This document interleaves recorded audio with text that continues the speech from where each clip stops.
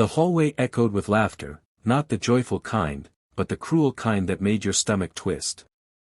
It was just after lunch when it happened. Emma, a bright 14-year-old girl born with cerebral palsy, was maneuvering her wheelchair through the bustling corridor. Her sketchbook sat on her lap, filled with delicate pencil drawings she'd spent weeks perfecting. She was heading to the art room, her sanctuary, when 3 boys, seniors, swaggered toward her like they owned the world. It wasn't the first time she'd been their target, but today felt different.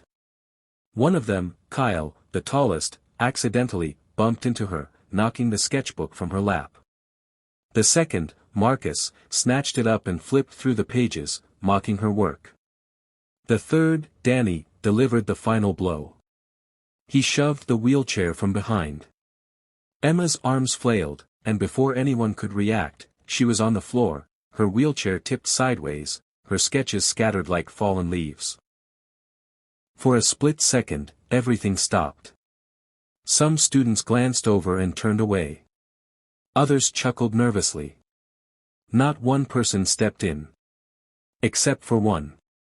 From the other end of the hallway, Zoe froze mid-step. She was small, quiet, the kind of girl who blended into corners and melted into the background. But inside her burned a fire that had smoldered for too long. She'd been bullied too, not in the same way, but enough to understand humiliation. She remembered what it felt like to be laughed at, to cry in the bathroom, to feel invisible. But Emma didn't cry. As the boys laughed and walked away, Emma slowly, with trembling arms, reached for her sketchbook. Her elbow scraped and bleeding, she still gathered her pages one by one with quiet dignity. Something inside Zoe snapped.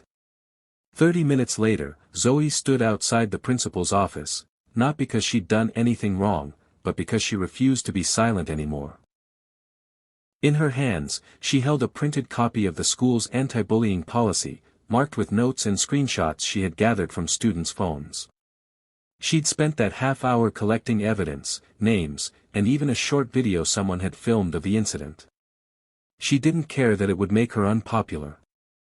She didn't care that the bullies might come for her next. She only cared about justice. But Zoe didn't stop there. Later that afternoon, during the school's town hall assembly, Zoe did something no one expected. She walked up to the microphone and asked for 5 minutes. Her voice was shaky at first, but her words were clear, deliberate. "We all saw what happened to Emma," she began, scanning the sea of stunned faces. "And most of us stayed silent. We laughed or looked away. But that silence is just as harmful. You could hear a pin drop. She didn't ask for your pity. She didn't even cry. But she deserves your respect.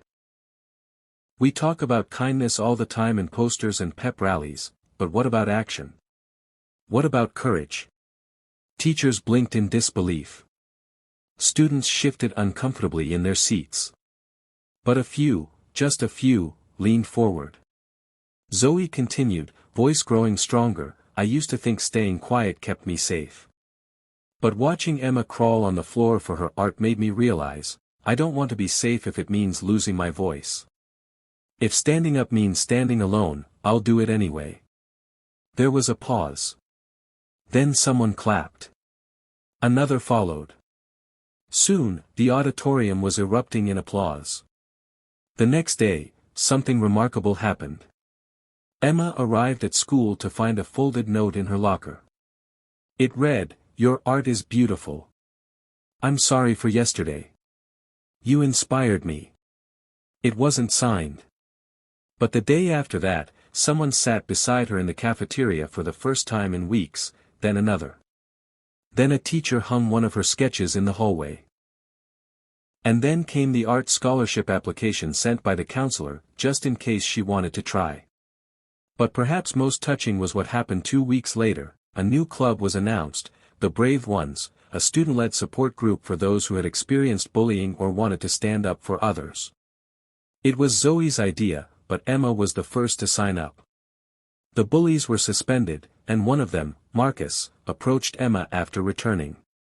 He didn't excuse what he did. He just said, I'm sorry. I didn't see you as a person. But Zoe made me think. I see you now. It wasn't perfect. But it was a start. Emma forgave him.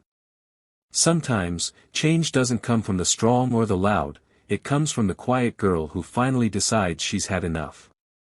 From the one who fights not with fists, but with truth, empathy, and courage. Zoe didn't know it at the time, but her voice started a ripple, a chain reaction that made others brave too. In a world where it's easy to look away, be like Zoe. Stand up. Speak out. Fight back, with kindness. And in doing so, you just might change someone's world.